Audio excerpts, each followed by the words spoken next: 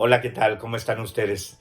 Hoy quisiera continuar precisamente con el tema que comencé en mi última grabación, la cual se trató acerca del Sermón del Monte o el Sermón de las Bienaventuranzas, el cual refleja aquella enseñanza que trajo nuestro Señor Jesucristo a sus discípulos acerca de cuál debe ser la conducta que se espera o que debe caracterizar a los ciudadanos de su reino.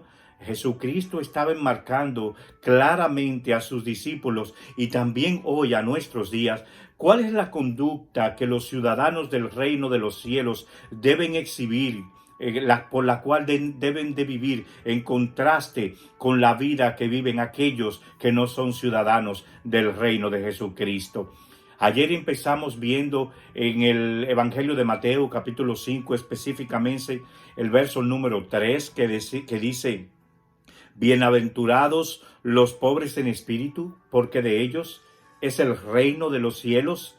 Ayer estuvimos diciendo que lo que este texto nos enseña es que son dichosos, completos, plenos, felices aquellos que reconocen su bancarrota espiritual, aquellos que humildemente reconocen su necesidad, su realidad, su condición espiritual delante de Dios, aquellos que han entendido que no pueden alcanzar ser salvos por ellos mismos ni por las obras que ellos realicen, aquellos que se han visto frente a la santidad de Dios y reconocen que necesitan del perdón, de la misericordia, de la gracia de Dios para poder ser reconciliados con Él, para ser perdonados, para poder ganar el cielo.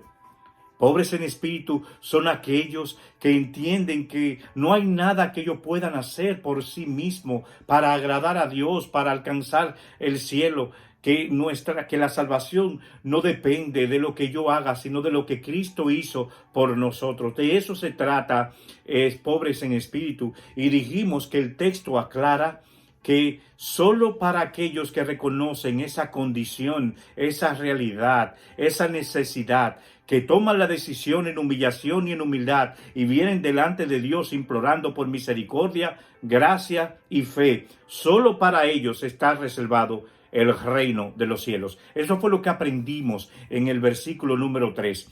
Dijimos además que este texto, el comenzar las 8 bienaventuranzas, justamente con este que aparece en el versículo número 3, no es coincidencia. Es algo a propósito que está allí. ¿Por qué? Porque de esta bienaventuranza dependen todas las demás. A menos que se dé esta primera, a menos que vengamos a Jesucristo en arrepentimiento y fe, a menos que reconozcamos nuestra realidad, nuestra condición, nuestra necesidad y vengamos a Él, pues entonces no hay promesas de que las demás bienaventuranzas nos alcanzarán. Es necesario pasar esta antes de poder disfrutar de las demás. Ahora, hoy estaremos viendo el verso número 4, el cual dice: bienaventurados los que lloran, porque ellos serán consolados, o porque ellos recibirán consolación.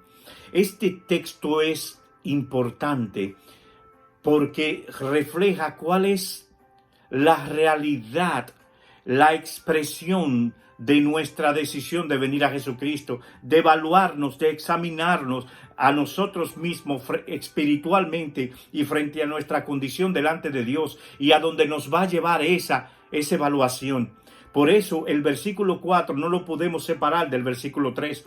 El verso 4 viene como una consecuencia del versículo 3. Cuando nosotros venimos delante de Dios en arrepentimiento, en fe, Dios ha abierto nuestros ojos para que nosotros podamos ver nuestra realidad, nuestra necesidad, nuestra condición, y para que podamos tomar la decisión de venir a Él humillados, implorando por misericordia. Bueno, cuando nosotros damos ese paso, cuando reconocemos eso, cuando nosotros nos damos cuenta de cómo hemos vivido nuestra vida de espaldas a Dios, ofendiendo a Dios, ofendiendo su santidad, no tomando en cuenta a Él en nuestras decisiones, en nuestra vida, entonces ahí es donde nosotros nos humillamos y nos lamentamos delante de Dios y se produce en nosotros un dolor pleno por haberle faltado y ofendido a su santidad.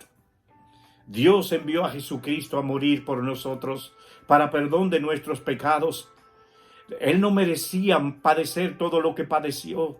Él lo hizo por amor, por puro afecto a su voluntad. Él fue voluntariamente para que nosotros pudiéramos tener reconciliación con Dios a través de su muerte, a través de venir a Él, de nuestra fe en Él. Jesucristo sacrificó su vida por nosotros para que nosotros pudiésemos ser reconciliados con Dios. Cuando nosotros entendemos la vida injusta, pecaminosa, maldita que hemos vivido en ofensa a las bondades de Dios, al amor de Dios, sin tomar en cuenta a Dios, eso produce un dolor en nosotros. Como dice 2 de Corintios capítulo 7, versículo 10, porque la tristeza que es según Dios produce arrepentimiento para salvación. Esa tristeza que viene como consecuencia de reconocer nuestra realidad, de ver nuestro cuadro, nuestra condición, eso no produce una tristeza, un llanto, un lamento, un dolor que produce esa lágrima. Cuando nosotros ofendemos a los demás, a quienes amamos, que nos sentimos mal por haber ofendido a un ser que no se lo merecía, sino que merecía todo lo contrario. Nos sentimos tan mal, nos deprimimos internamente, lloramos, nos quedamos sin fuerza por haber ofendido. Pues esa lágrima, ese lamento es al que el texto se refiere, por haber ofendido a Dios, su amor, su cuidado y por haber vivido toda nuestra vida de espalda a Él. Pero la palabra de Dios nos dice que aún en ese momento seremos consolados. Eso es lo que dice el texto. Dice la palabra que cuando vengamos delante de Él, derramados en lágrimas, en llanto, en dolor, Dios nos promete consolarnos. Dice la palabra de Dios que Dios promete que aquel que llama se le abrirá. Dios ha prometido que si nosotros venimos a Él en arrepentimiento y fe y entregamos nuestra vida a Él, implorando su perdón, seremos consolados, alcanzaremos misericordia, porque Dios es amplio en perdonar. Él es grande en misericordia, Él se deleita en hacernos bien. Y Él ha prometido en este texto que alcanzaremos consolación a través de nuestra humillación a Él.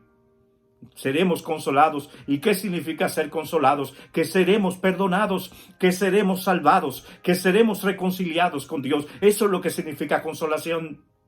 Dios ha prometido, y eso debe traer esperanza, de que no habrá una sola lágrima que caiga de la mano de Dios. Él enjugará nuestras lágrimas, Él perdonará nuestros pecados. Alguien dijo que en aquel día del juicio no habrá una sola persona que haya tocado la puerta de Dios y que no haya sido abierta. No habrá una sola persona que haya llamado y que no haya sido abierta la puerta para que Él entre. No la habrá. Por eso necesitamos venir a Cristo, reconociendo nuestra condición, implorándole misericordia, gracia, perdón, fe, santidad, que nos ayude a vivir una vida que le honre, que le glorifique. Dios nos llama a eso y Él promete que nos consolará. No, aquí no está hablando de una consolación por un sufrimiento. Sí, Dios también consuela a sus hijos, pero en este contexto se está refiriendo al inicio de toda consolación, que es la salvación de nuestras almas. Y Dios ha prometido que aquel que busca encontrará, aquel que llama se le abrirá. Así que ven a Jesús, reconócelo en tus caminos, búscale, Él está allí escuchándonos, pero necesitamos venir a Él, y si lo hacemos con toda seguridad, seremos consolados, porque Él así lo ha prometido. Que Dios te bendiga.